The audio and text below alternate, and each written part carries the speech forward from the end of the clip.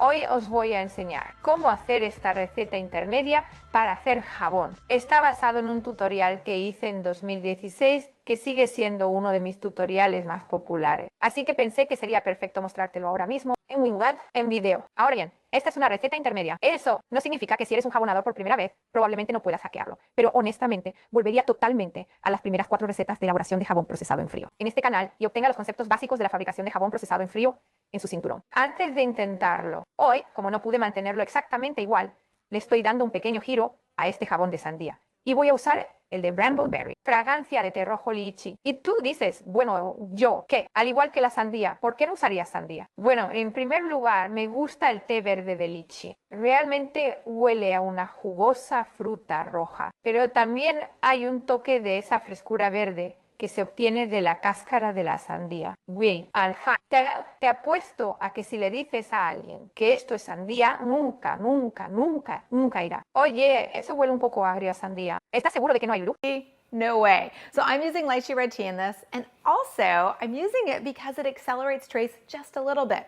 And as you can see, this is a layered soap, and so we want the soap to be harder, faster, so it suspends the layers. A couple other ways we're making this soap a more hard recipe. We're using pomace olive oil, which means it traces more fast than the pure olive oil. We're also using 25% palm oil and a large amount of coconut oil as well. And finally, this recipe calls for a 12% water discount. That's another reason it's an intermediate recipe. What is a 12% water discount? Well, it means I'm using 12% less water than the recipe calls for. So there's less liquids, less fluids in the entire mixture, which means it is going to trace faster, which means I can get my layers faster.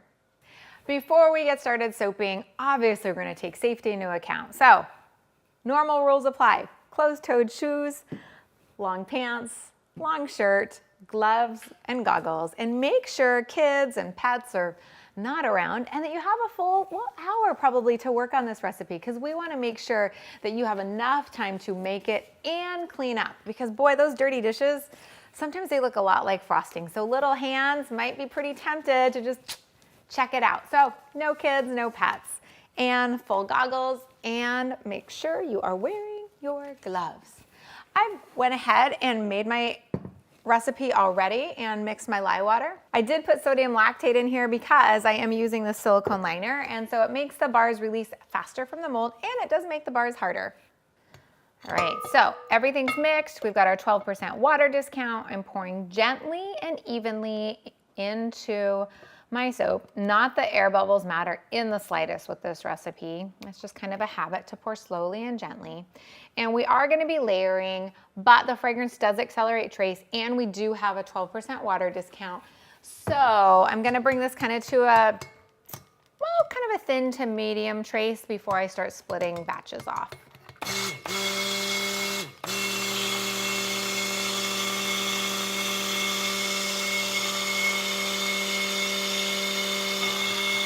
So now what I'm doing is just kind of stirring, giving this a good 10 to 15 seconds. So if the trace wants to break or the emulsification wants to break, I'll see it and be able to put it back together before I split off.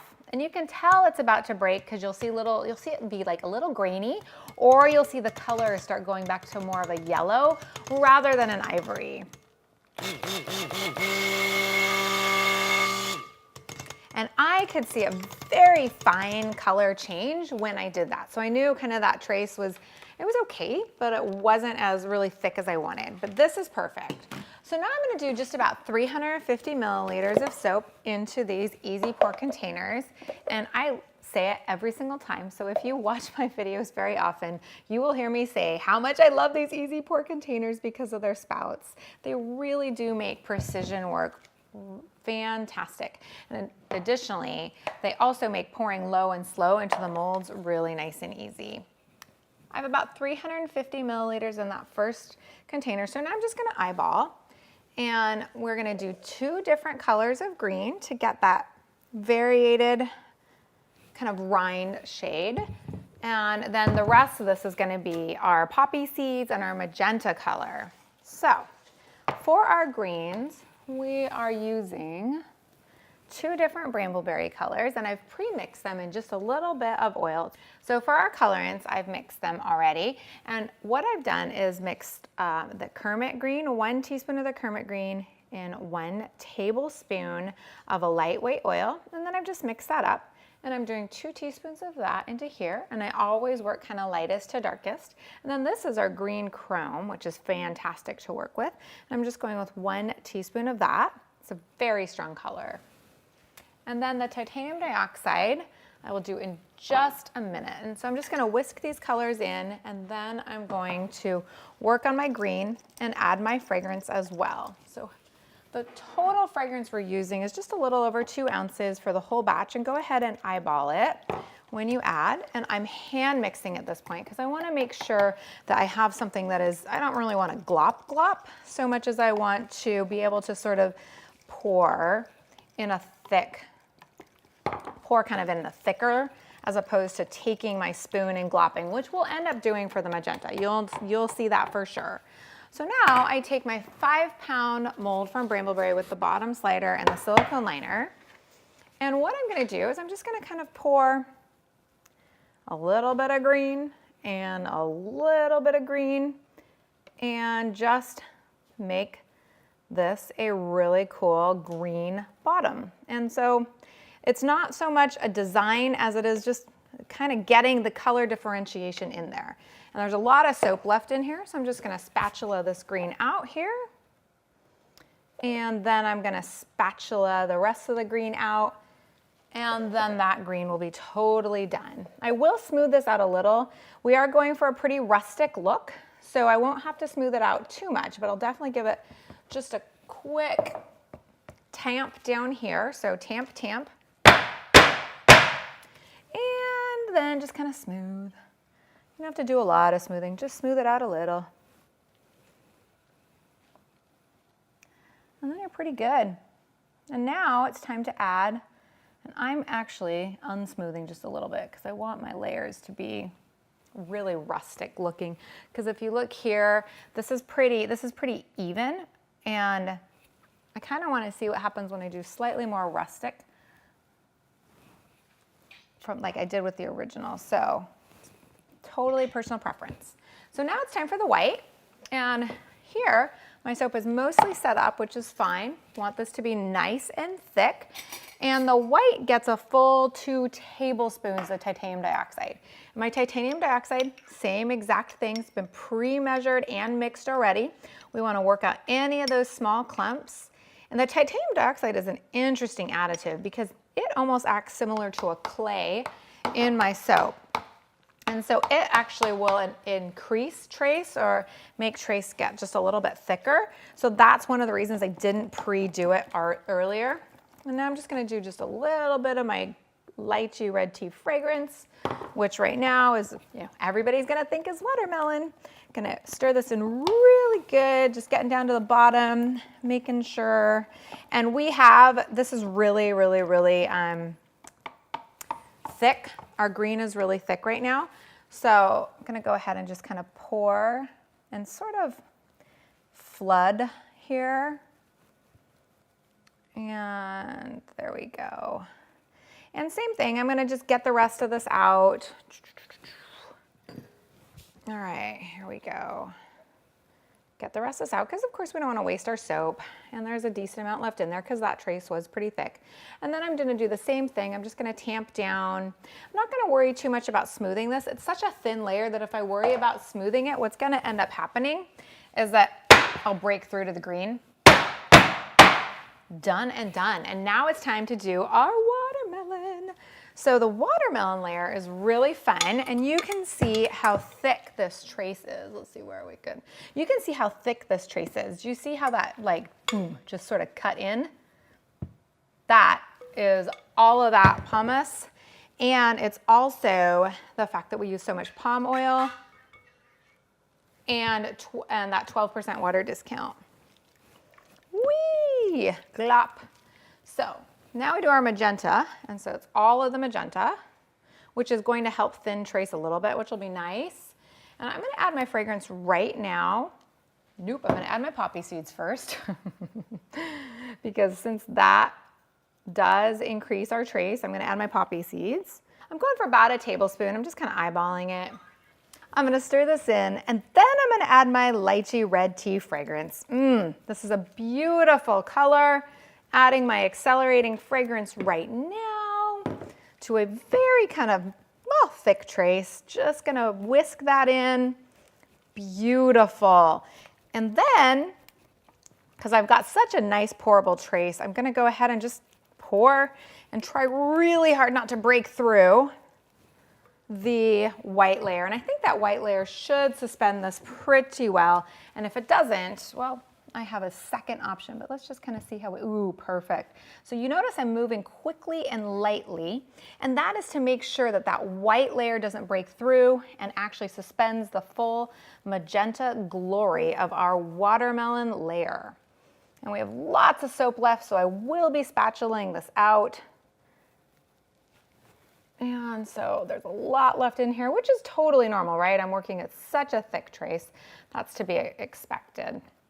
And then from here, since we have a very thick trace, obviously we can't leave well enough alone. I'm gonna have to work on a design for the top that's really fun and really cool. And just get that last little bit out. Perfect. So, I love the look of perfectly poured soap. This is glorious. I'm so happy with how this turned out. I don't want to tamp it down. I think what I'm going to do is leave it like this and then start kind of manipulating it and playing with it. I'm going to take my gloves off because I got oil all over my hands, and I'm pretty confident in my abilities to work on this without shoving my hands in there, so I feel good about that.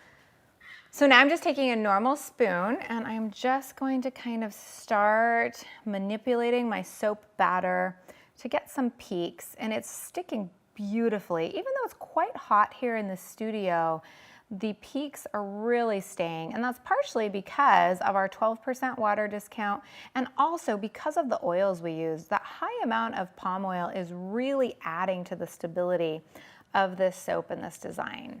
Now, another idea for the design, of course, would be to do a rounded top to make this even look more like a watermelon, but I love how tall these peaks are, and so I'm going to keep it the way it is, but I am going to do one final touch, which is just a little bit of these wonderful poppy seeds on the top to give the kind of feeling that we just cut into a juicy watermelon, and it smells so good and it looks perfect. And I love how this lychee red tea takes the place of that watermelon fragrance beautifully. And now with this, couple options. One, I can spray with my 99% rubbing alcohol to prevent soda ash and put it on a heating pad to force gel. It is so hot in the studio right now though, I'm not gonna even need to do a heating pad, but I will do my 99% rubbing alcohol. And then from there, let this sit for 1 to 2 days and it'll be ready to pop out. So I made this soap last week, so we'd be able to unmold it. This soap actually just needs to sit in the mold a couple days at max because we poured it at such a thick trace and it has that 12% water discount and the sodium lactate. So really, it comes out pretty quickly. You can tell that I poured it a very thick trace to get these kind of plop lines, which is fantastic. I am gonna cut down sideways as opposed to cutting this way because I don't want to drag my poppy seeds all the way down through my green layers. So you ready to see? I can't wait. Smells really good. That lychee tea fragrance is really coming through as just a beautiful red juicy kind of fruit. It's definitely nothing about it now that it's in this design says, ooh, I'm lychee red tea. So here we go. That looks fantastic. I really like how the light green and the dark green kind of just add a little bit of almost texture to it. And then the poppy seeds really do look like, well, watermelon seeds. Oh, I love how each of these bars is turning out so beautifully. It's like a perfect summer soap. Now, with any cold process recipe, of course, you want to wait 4 to 6 weeks before giving this away or selling this. That allows for a full cure time, as well as making sure that all the water that was in there evaporates out. So you're left with a really hard, long-lasting bar. Of course, with a 12% water discount, this bar will be more hard faster. If you like this video, give it a thumbs up below. Make sure you subscribe to the channel if you're not already subscribed, so that every single time a new video comes out, you're notified right away. I'd love to see what you're making too. So if you make this recipe or any of the other recipes from this channel or any of the other designs, please hashtag Bramble On so we can all see what you're creating, because as a community, we get inspired from each other, and I know I get inspired by everything you guys make. So until next time, thanks